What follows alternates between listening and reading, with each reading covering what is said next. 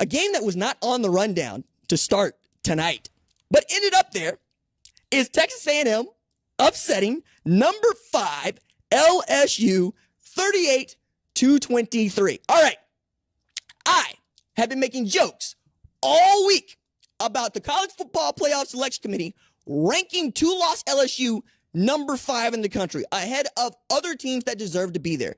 Tennessee for one, Clemson for another. I would even go with something like Alabama at times, or even reach down back to North Carolina if that's what I wanted to do. But they decided, no, they won the SEC West. We're going to make them a top 5 team. I'm looking around going, you mean this team that lost to Florida State? That one? Yeah, they beat Bama, but so did Tennessee. And you're telling me that you really think that's a top 5 team? And A&M, goodness me, they gave us all the W that we've been looking for from them all year. We knew that A&M was a more talented football team than LSU just looking at the rosters. But I don't know that there has been a team that has underachieved to the degree that this 2022 A&M team has. Because I watched them take apart LSU. I watched them hit them in the mouth, put dudes on the ground, pick up the ball, run it back in. I watched Devin Achane have an outstanding day. I watched Connor Weidman grow into being what I hope is the starting quarterback for next year. I wanted to see it all year, and maybe we're talking about A&M being in the spot that LSU is in when they get to play for an SEC championship game. But now, where are you going to put LSU in your rankings if the College Football Playoff Selection Committee? Because they embarrassed you. And the last time that a team embarrassed you, Tennessee, you dropped them just inside of the top 10 for getting 63 hung on their head by South Carolina. I want to see the College Football Playoff Selection Committee account for this error that they made last week and act appropriately with LSU. A&M players also not just save Jimbo Fisher's job, but perhaps save the team.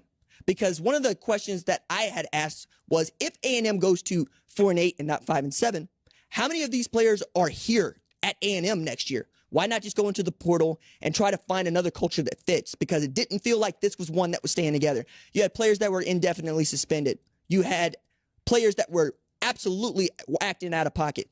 You had a Jimbo Fisher who was bouncing all around in the narrative that he was presenting and how they needed to get better or not get better. You lost to Appalachian State at Kyle Field. It just wasn't looking good until you got this win against your SEC rival to knock them completely out of the college football playoff. I don't care if they beat Georgia in the SEC championship game. You can't let that team into the playoff, and I don't expect that the playoff selection committee will, given what other teams qualify. LSU is also wildly confusing. I mean, look, I watched them against Alabama. I watched Jaden Daniels be that dude to knock off Alabama, and I also watched them lose to Florida State.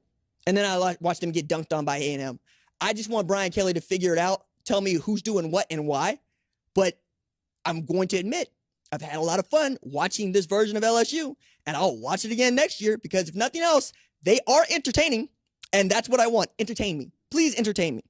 South Carolina chose to entertain me. I had said going into this week, maybe South Carolina can do us a solid 2 back-to-backs here, right? Can you take down 2 top 10 opponents to finish the season? They said, RJ, we got you. We got you, dog. South Carolina upsets number 8 Clemson 31-30. They come back from double-digit deficit. I believe it's 24-13 at halftime to win this game. They held DJ Uiagalelei to 8 of 29 for 99 pass yards with a TD and a pick. The Clemson quarterback situation just does not look good. It is the thing I've been harping on all year. I said they don't have a quarterback. Yeah, they do. It's Cade Klubnik. Yeah, they do. It's DJ Uiagalelei. No, they don't have a quarterback. And if you don't have a quarterback, it's going to be really difficult for you to pass the ball. And I wanted Will Shipley to have a much better season this year. Honestly, I thought they were slow in making this his team and slow to just saying, we should treat that guy the way that we used to treat Travis Etienne. But now that they have figured out we're not that good, but we are good enough to play for an ACC championship, I wonder how we're going to look at the rankings once again with Clemson, because South Carolina has done something they haven't done in their history, which is beat 2 top 10 teams back-to-back. They beat Tennessee in Columbia. They win the Palmetto State Championship in Death Valley, by the way, which means they stopped a 40-game win streak from Clemson at home. What a way for Shane Beamer and his squad to go out in the regular season, He is living his best life right now. He is talking all the noise he is. And Spencer Rattler smoked a cigar in the visiting locker room. Felt really great for him because these last couple of games have been the guy that I knew coming out of Arizona, coming out of Pinnacle. The guy that we all thought was going to be that guy at Oklahoma in 2020, even going into 2021. And I'm grateful to see that it came together for him, that it came together for Marcus Satterfield, who recruited Spencer Rattler by saying, people think I suck. People think you suck. I don't suck. You don't suck. Let's go show them that we don't suck together. And that has been their mantra, and they've made that work at South Carolina. I'm excited to see what the SEC East looks like next year because, yes, it's still Georgia's division. But my goodness, South Carolina gave us a lot to be proud and delighted by, because that also means there is no Clemson in the college football playoff. And if there's one thing that I'm tired of seeing, it is Clemson in the college football playoff playing a watered-down ACC schedule. They'll have to be content playing the ACC championship game against a North Carolina team that deigned to lose to North Carolina State with the third-string quarterback, okay?